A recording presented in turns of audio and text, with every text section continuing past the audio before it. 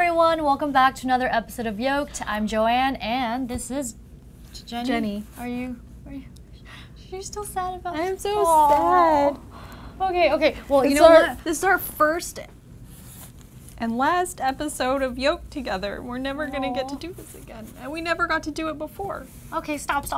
I'll come back and visit you guys, I promise. No, but hey, there's a cure for this kind of stuff. Like I read the study the other day where if you look at cute things like puppies and kitties, you'll be happier. Here, look, check it out. There's no way cute pictures of things could replace how...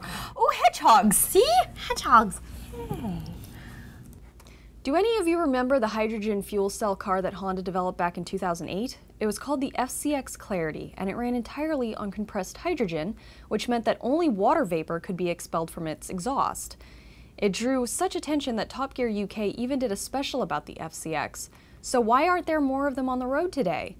Aside from there being very few public hydrogen fuel stations, about only 10 in the US, the process that is used to compress the hydrogen is extremely expensive, so it's not a very viable option for most people. But that might change soon. Navy scientists from NRL have developed a method for creating liquid hydrogen fuel from seawater.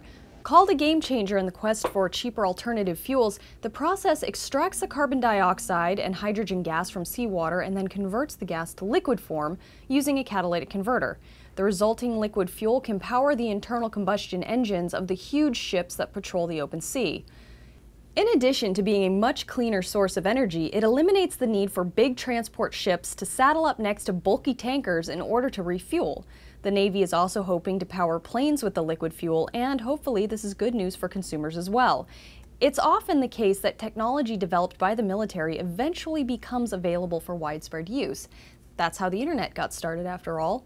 It was once just a small research project after World War II.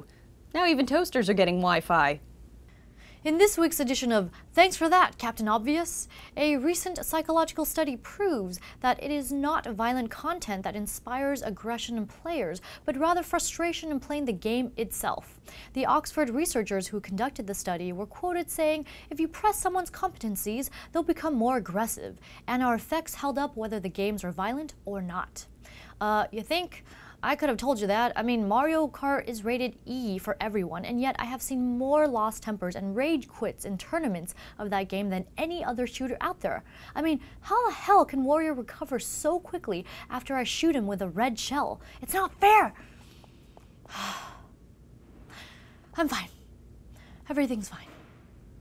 During the study, the researchers altered the number of settings to help determine what exactly would cause the most frustration, including messing with the interface, controls, and difficulty settings. So I'm guessing at some point those poor souls were subjected to Tetris on lightning speed, Diablo 3 in hardcore mode, and Dark Souls without the ability to dodge. I can't even imagine the horror.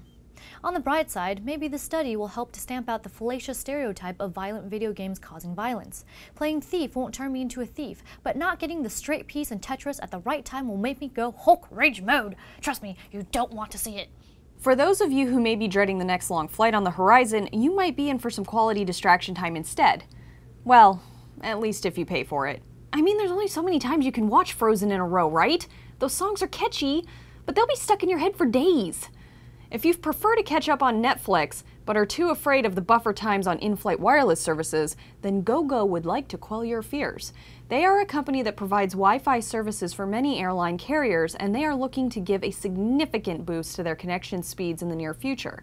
They've developed a new technology called 2KU that uses 2 satellite antennae to provide higher bandwidth speeds. Want to know how much faster it plans to be? How does 70 megabits per second sound? That's more than 7 times the speed of what's currently available now on flights, a mere 9.8 megabits per second. Gogo's CTO also said that they plan on offering 100 megabits per second as soon as they can get access to new spot beam satellite technologies.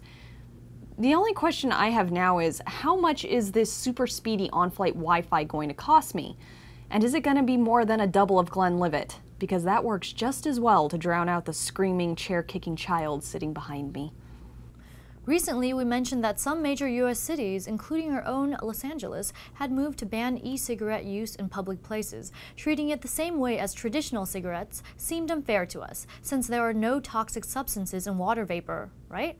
Unfortunately, e-cigarettes may not be as benign as we once thought. A new cancer study published by AACR shows that bronchial cells exposed to the vapor of e-cigs are altered in the same way as when they are exposed to regular cigarette smoke. However, what we still don't know is whether or not the cells being altered end up turning cancerous. Scientists aren't expecting the ultimate findings to be very good, but they probably won't be as bad as the effects of regular cigarette smoke.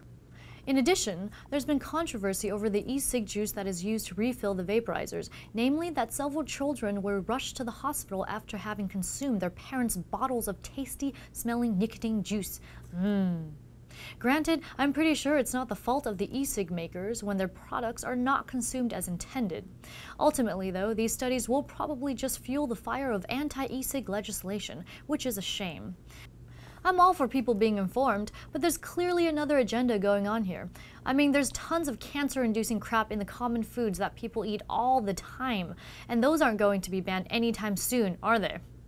Ban the ingredients, not the activity itself. Let people think for themselves, shall we? All right, well, now it's time to say goodbye to Joanne.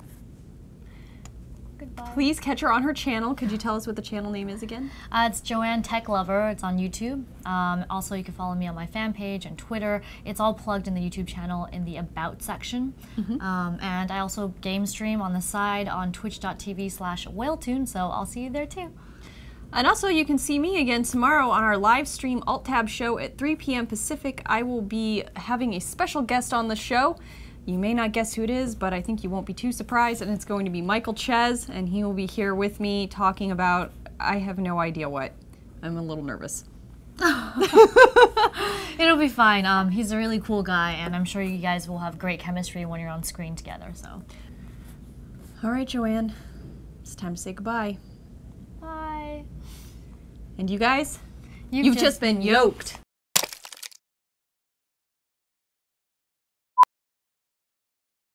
Just like several children. Blue bears, okay. And you guys, you've just been yoked. Oops.